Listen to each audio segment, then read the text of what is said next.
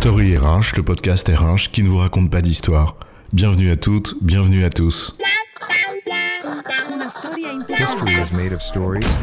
Dans cet épisode, nous allons parler de compliance, de conformité et du fait que son excès peut conduire à détériorer significativement l'expérience client. Mais c'est important la conformité. Conformité d'abord à des exigences légales, à des normes externes, ou tout simplement à des obligations internes. Bien sûr, mais parfois, certaines de ces exigences internes relèvent aussi de la seule volonté de maximiser le profit à court terme plutôt que de bien servir le client. Et leur respect se fait donc parfois au détriment de l'expérience de ce dernier. Et le cumul de toutes ces exigences de conformité, quelle qu'en soit l'origine, finit par alourdir les contraintes qui pèsent sur les entreprises, mais aussi sur leurs clients. Alors, l'excès de conformité qui tue l'expérience client, c'est quoi l'histoire ? Notre objet ici n'est pas de porter un avis sur la pertinence des lois et des normes, et encore moins sur ce qu'elles visent, même s'il y aurait beaucoup de choses à dire. Et les normes sont aussi des vrais vecteurs de progrès, bien sûr. Mais il s'agit plutôt de nous interroger sur les dérives et les excès qui peuvent résulter de leur application et ce que cela peut induire comme effet pour les clients ou consommateurs. On va prendre un exemple simple que tout le monde a vécu. Cela nous paraît à toutes et tous une bonne intention que de vouloir protéger le consommateur en l'informant, non ? Aucun doute. Un consommateur averti en vaut deux. Et c'est pour cela qu'il y a des mentions obligatoires à respecter. Et là, l'intention du législateur, elle est louable. Oui, on dit qu'il faut mentionner les caractéristiques principales du bien ou du service. L'adresse et l'identité du professionnel, le prix et les frais de livraison, les modalités de paiement, etc. Et cela pour informer le consommateur.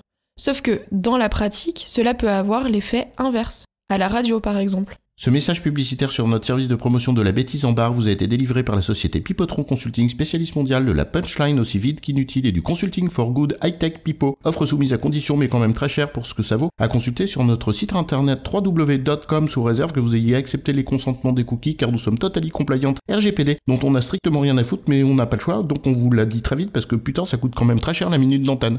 Non seulement je suis pas informée du tout mais en plus on me prend pour une conne. La double peine. L'intention est louable, mais la mise en place est ratée, quand on cherche à être conforme à la lettre à une obligation, plutôt qu'en cherchant à respecter la finalité qu'elle vise. Encore la norme et la vie, comme toujours. D'ailleurs, sur ce point précis des spots radio, la DGCCRF a en ce sens publié un document pour donner, je cite, les lignes directrices sur les mentions dans la publicité radiophonique visant à assurer une information loyale du consommateur, et ça, en 2018. Disant, je cite, lorsque l'indication dans le message radiophonique de la totalité des informations visées à l'article L121-3 du Code de la consommation risque d'aboutir à un résultat... Stop ! Il dit quoi en vrai ? Qu'il faut adapter la règle pour que les gens comprennent. Eh ben voilà, on a pigé.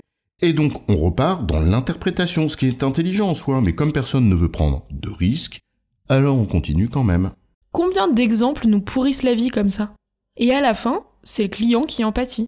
On peut comprendre, l'entreprise ne veut pas s'exposer à un risque de non-conformité. Et là, en l'occurrence, c'est un petit désagrément pour le client final, cette phrase dite trop vite à la fin d'un spot.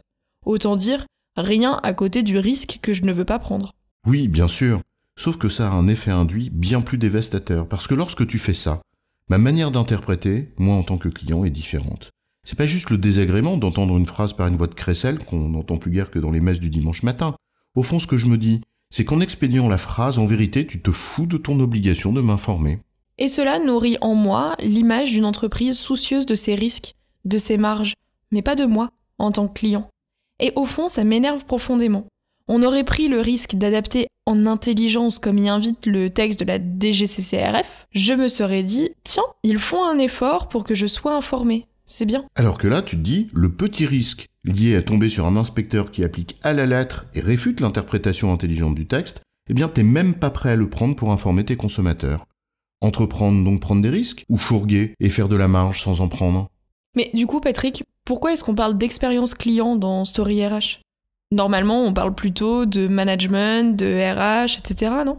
D'abord parce que tout ce qu'on dit là, c'est rigoureusement les mêmes enseignements en matière d'expérience collaborateur. Et puis ce dont on a parlé ici, c'est de risque. Or, c'est bien une dimension clé du management. En résumé, une exigence de conformité suppose souvent une interprétation dans la pratique pour en respecter la finalité. Et cela comporte de fait un petit risque. Lorsqu'être conforme à la lettre sans prendre de risque de cette interprétation nuit à l'intérêt réel du client, on lui envoie implicitement le message que son intérêt compte moins que le nôtre, ce qui n'est pas bon pour l'expérience client. J'ai bon, chef ? Oui, tu as bon, mais on va pas en faire toute une histoire. Story RH, le podcast RH qui ne vous raconte pas d'histoire. Retrouvez tous les épisodes sur storyrh.fr.